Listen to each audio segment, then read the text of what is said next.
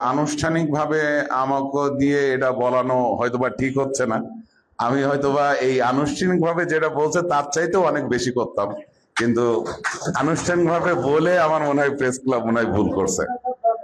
বিসমিল্লাহির রহমানির রহিম।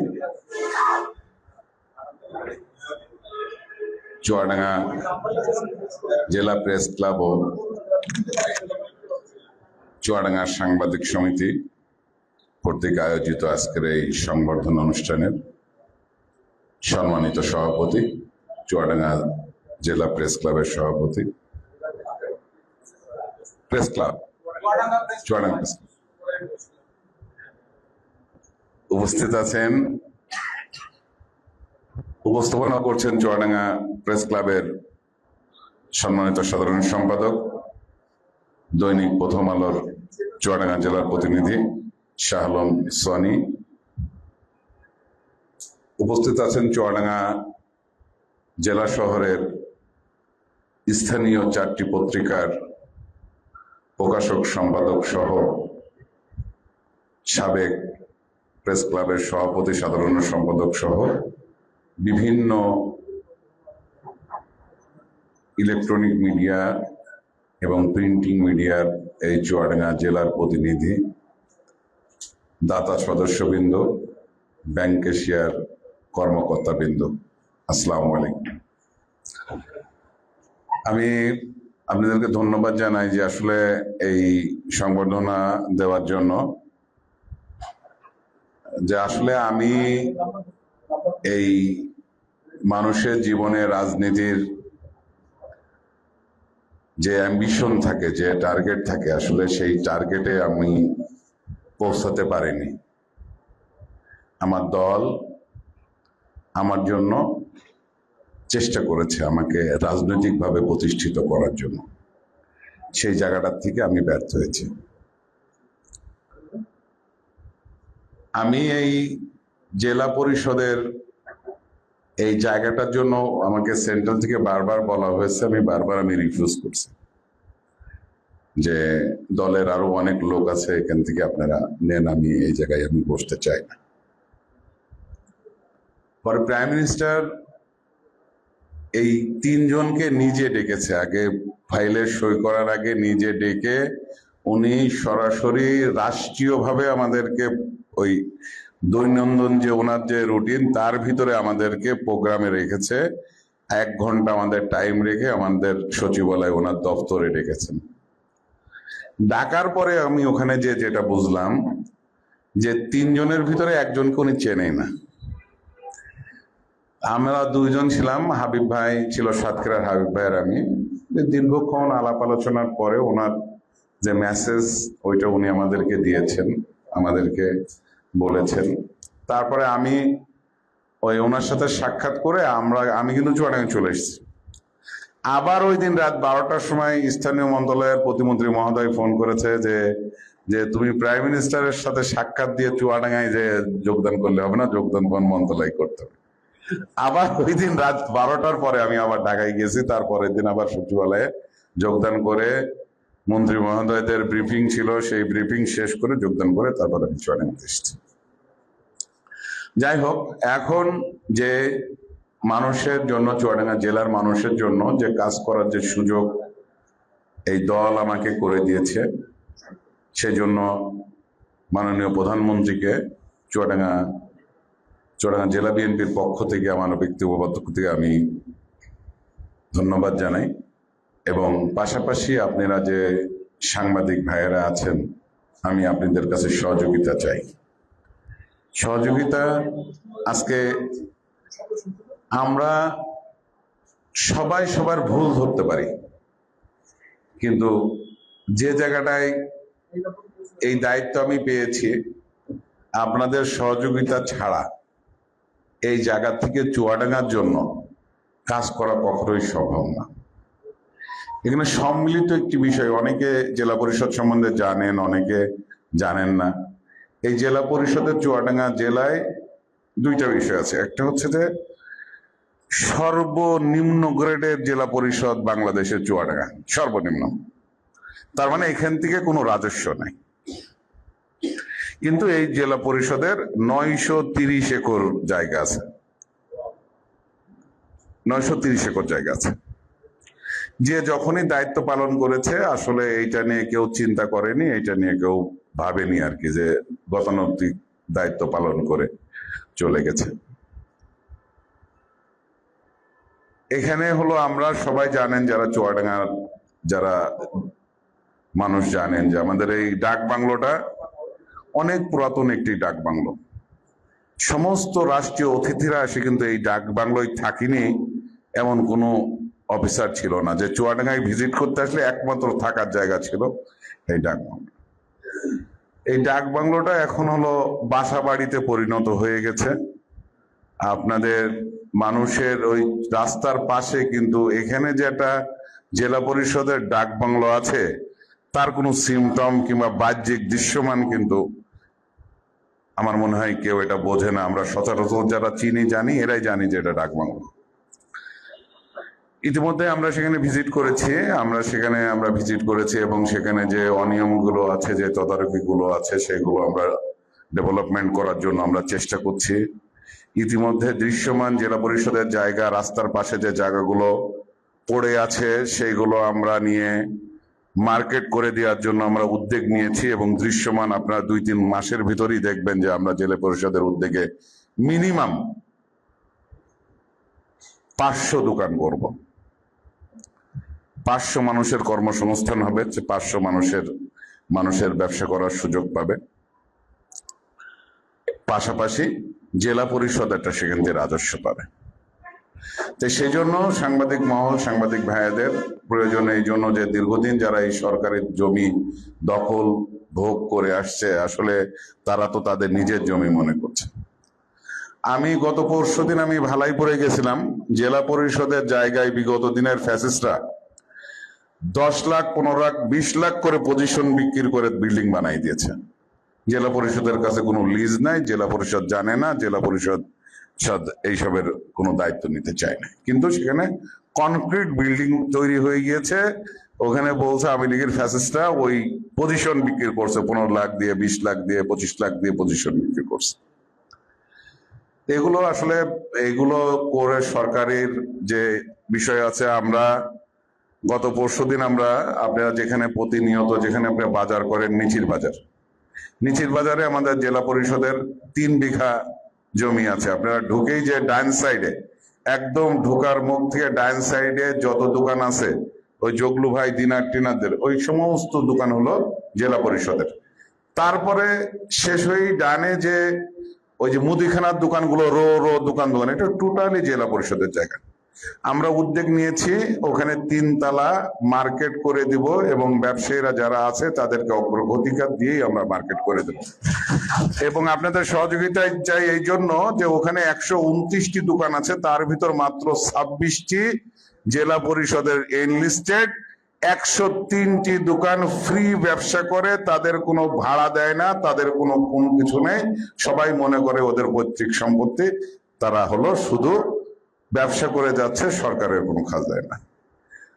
সেই জন্য আমি আপনাদের সবার সহযোগিতা চাই। আমি সেনকে যে দোকান মালিক সমিতি, বাজার কমিটি আমরা ডেকে আমরা জায়গা পরিদর্শন করেছি, এবং আমরা প্রাথমিক আলাপ আলোচনা করে এসেছি যে আমরা সুন্দর একটি পরিবেশে, যাতে বৃষ্টি হলেও মানুষ না ভিজে, এবং যাতে পানি জলবদ্ধতা না হয়, এবং সুন্দর করে যাতে একটা দোকান বরাদ্দ নিয়ে সেই দোকানে তার পরের প্রজন্মও যাতে ব্যবসা করতে পারে, একটা ঠিকানা তৈরি হয়, সেই ব্যবস্থা করে দেওয়ার জন্য আমি আপনাদের সবার সহযোগিতা চাই, এবং আপনাদের সাথে নিয়ে আমরা এই উন্নয়নমূলক কর্মকাণ্ড করতে চাই।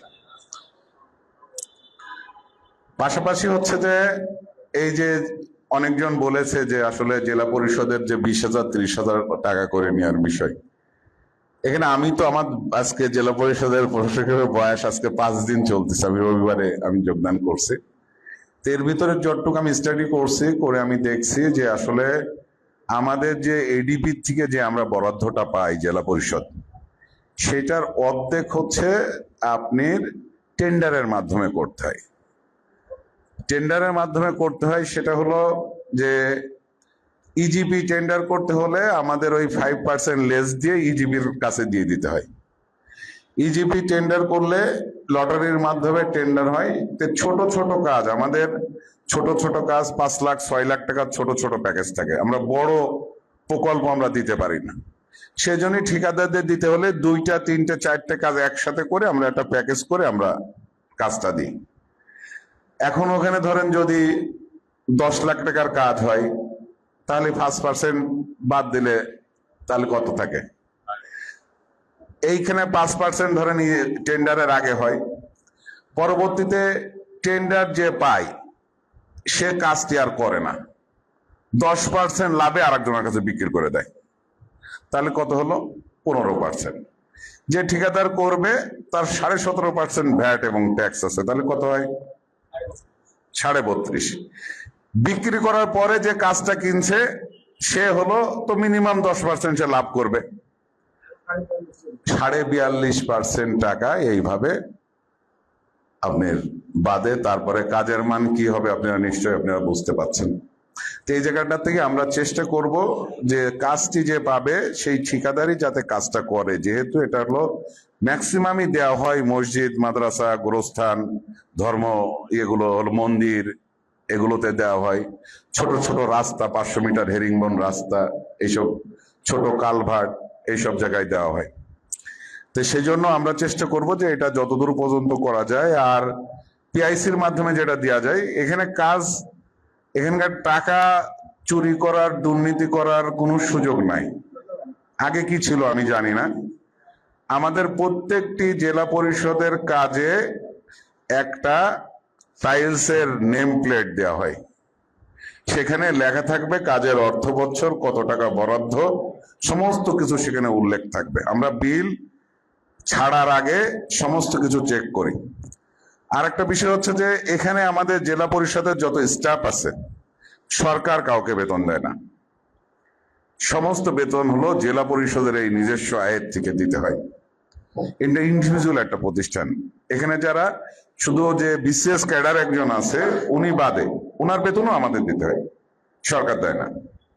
ওনার যে সরকারি যে যে স্ট্যাটাস, সেই স্ট্যাটাসে আমাদের ব্যক্তিগত এই জেলা পরিষদের অর্থ থেকে ওনাকে বেতন দিতে হয়। বাদ বাকি যে কর্মকর্তা কর্মচারীরা আছে এরা কিন্তু ওই চাকরির পরে আপনার কোনো প্রভিডেন্ট ফান্ড টান্ড এইসবের কিন্তু কোনো সিস্টেম নাই এখানে। হ্যাঁ, দীর্ঘদিন ধরে আছে মানুষ, অনেক মানুষ আছে যে মাস্টার রোলে চাকরি করতে করতে সে মারা গেছে, সে চাকরি তার হলো রেগুলার হয়নি। তো সেজন্য আমি বলবো যে বিশেষ করে দুর্নীতির জায়গাটা, এই জায়গাটার থেকে আপনারা আমার পরে আস্থা রাখতে পারেন।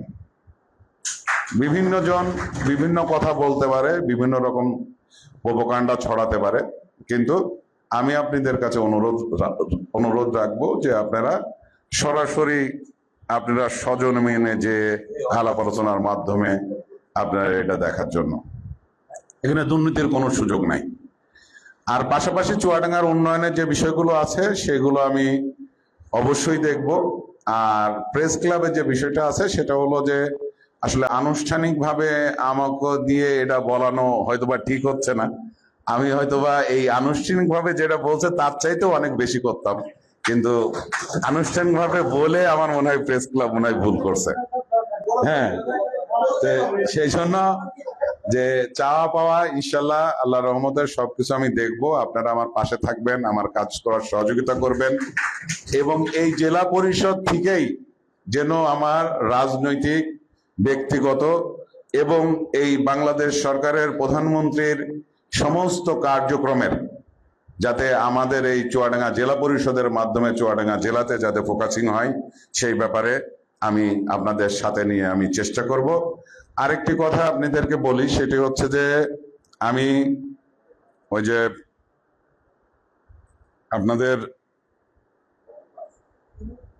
না ওভারপাস সহ যে উন্নয়নমূলক যে কর্মকাণ্ডগুলো আছে, আমি ইতিমধ্যে আমাদের এখানে শিল্পকলার বহুতল ভবনের জন্য আমাদের সংস্কৃতি মন্ত্রী আমরা নিতাই রায় চৌধুরীর সাথে একাধিকবার কথা হয়েছিল। এই অর্থ বছরেই ইনশাল্লাহ আমরা ওইটার বাজেট পেয়ে যাব। সিজিএম কোর্টের জন্য যে 10 তলা বিল্ডিং, সেটার জন্য আমরা চেষ্টা করতেছি স্টিল নাও। এখানে অনেক রকম এই জেলার উন্নয়ন নিয়ে অনেক রকম অনেক ব্যারিকেড আছে, ব্যারিকেড আছে, সরকারের অনেক পলিসি আছে, সেই কারণে আমরা সবকিছু করে উঠতে আমরা পাচ্ছি না। দল রাষ্ট্রীয় ক্ষমতায় থাকার পরও আমাদের এই চুয়াডাঙ্গার উন্নয়ন নিয়ে আমাদের অনেক ব্যারিয়ার আছে, যে রাজনৈতিক সংকটের কারণে এখানে ব্যারিয়ার আছে, যে জনগণ আমরা যদি সংসদ সদস্য হতে পারতাম হয়তোবা চুয়াডাঙ্গার চেহারা বদলিয়ে দিয়ে যেত, কিন্তু সেটা আমার জায়গায় আমি দাঁড়িয়ে আমি করতে পারি না। অনেক জায়গায় লজ্জিত হই, অনেক জায়গায় বড় প্রকল্প নিয়ে গেলে বোধহয় এমপি হতে পারো নাই, তুমি আসছো প্রকল্প যাও।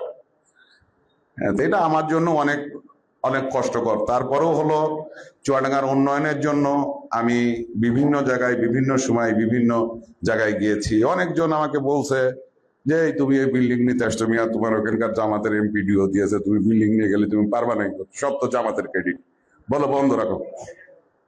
নানান রকম নানান সমস্যা আছে।